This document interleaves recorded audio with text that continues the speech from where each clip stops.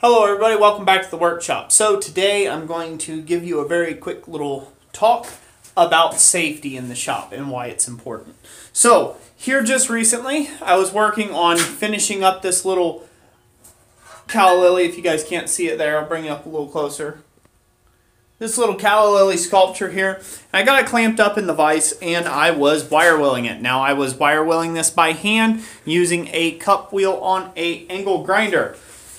Now, the point of safety. So I had just a wee bit of an accident with this, and I had an accident with an angle grinder. Now that can turn very bad very quickly, okay? And so, as anybody who's ever had an accident with an angle grinder before knows, that can get pretty dangerous pretty quick. So, if you notice, I'm wearing a really nice, well, it used to be nice welding jacket here. And then, you know, I've also got several layers because it's cold out. If this was summertime, I would just have maybe just my undershirt and then the welding jacket on if I was doing this. I had my gloves on holding my hands, you know, cold and stuff. They're away from the wire wheel, things like that. Not a big deal getting them close to the actual wire wheel itself. That's more or less just to keep your hands protected from the flickers that flick off the wire wheel. A wire wheel is one of the most dangerous tools in the shop. So I'm going to show you what I mean. Now, if you clicked on the thumbnail, you guys have probably seen this right here. Let me get my shirt up here a little bit. Don't worry, I'm not going to show you too much. But I want you guys to take a look at this. Now, I have seen yahoos across the internet be out in nothing but barefoot, not wearing any sort of protection, not wearing shirts, out in shorts, things like that, all across the internet. And if this was you and you didn't have a t-shirt on or you didn't have something to stop this, it would have ate you up. What happened here? Well, I was letting my mind shift from me. I did not pay attention to where my arms and hands were at all times, and I held the wire wheel a little too close to the body. So, what was I using? I was using this little bad boy here. And I was working with it, but I got it too close to my clothing. It kicked off of the metal, grabbed my clothing, and wound it right up into this lickety-split. Quicker than I could even blink and know what happened. Enough to trip the dead man switch that's on it, and that was about it.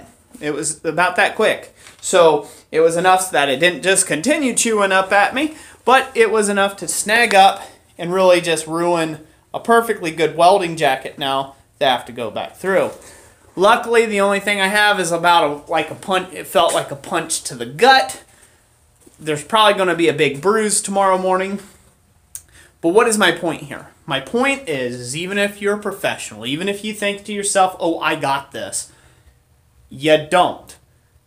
Be safe in your shop. Be very careful. Wear all the safety precaution equipment that you can have or use in the workshop. Now, in a shop, it is very easy to get complacency. And as I've said 100 times before, complacency is a killer. It's a killer in the workspace. It's a killer in the home garage. It's a killer in the hobbyist shop. It's a killer. Okay? So do not get complacent. Now, with that all being said, and if you're still watching this video at this point in time and haven't gotten tired of me talking about safety and went yada yada yada, there are certain assumed risks that you are going to have as a blacksmith. You are around fuels. You are around compressible gases usually. You are around smoke. The coal smoke from there. What I think it's called, silicosis of the lungs, you know, or a black lung, or whatever they call it, you know, that coal miners got from the dust, okay?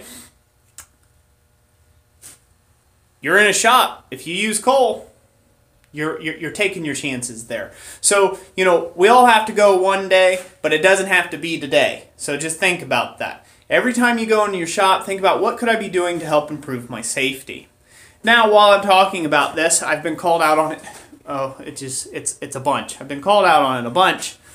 I have a propane tank located very close to my gas forge. I've been told everything that I could suffer a levy from this thing and all sorts of stuff. Okay, that's there. Now, if you do not check your hoses, you do not check to make sure you have no leaks, things like that before you start a day and stuff, yes, this is a very dangerous situation. This being right next to here.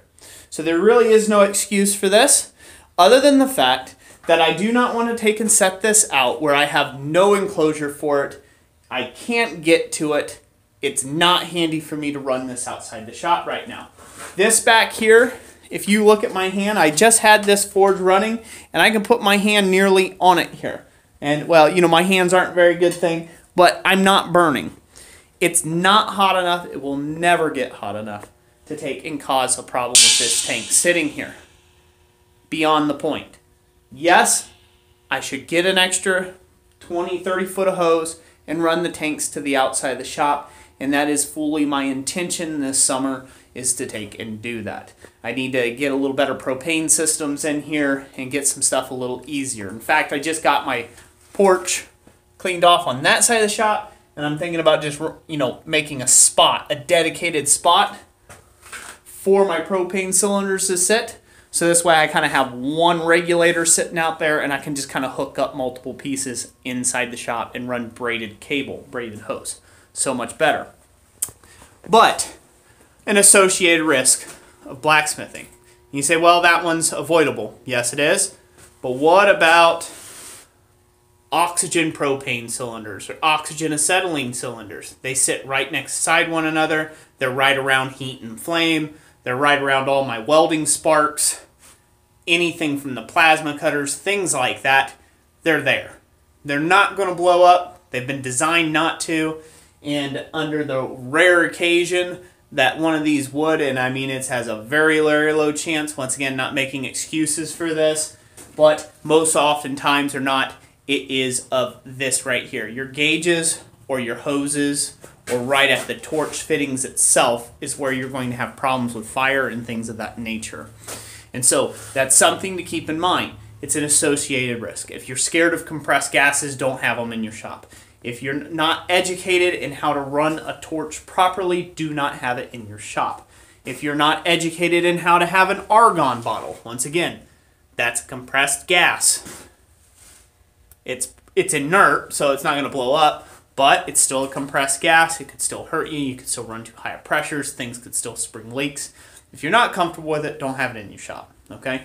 So there are some associated risks with blacksmithing that everybody should know about and think about. Some of the ones that are the most associated risks are the simplest ones, like picking up your floor, not leaving a bunch of junk laying all around. I am horrible for that. Trip, fall into something that's running, and there you go. You know, your family is one short now. So just some things to keep in mind. Just happened to me, so I just figured it really woke me up on that one. I was just kind of lottie-dottie-dying through my day, not really paying attention, shooting a time lapse, and, you know, I just wanted to be forthcoming and tell everybody a little bit about this. It's just a good reminder point for me, and hopefully it will get some of you out there thinking. So thank you for watching this video. If you liked it, give it a big thumbs up. If you dislike it, there's always that big thumbs down. Let me know what you think in the comment section down below, like as usual. If you haven't subscribed to the channel yet, you want to hit that subscribe button and that little jingly bell for notifications if you like this sort of video and all the type of forging videos that we have on the channel. So we thank you for watching, and like I always say, God bless you, and I will catch you on the next one.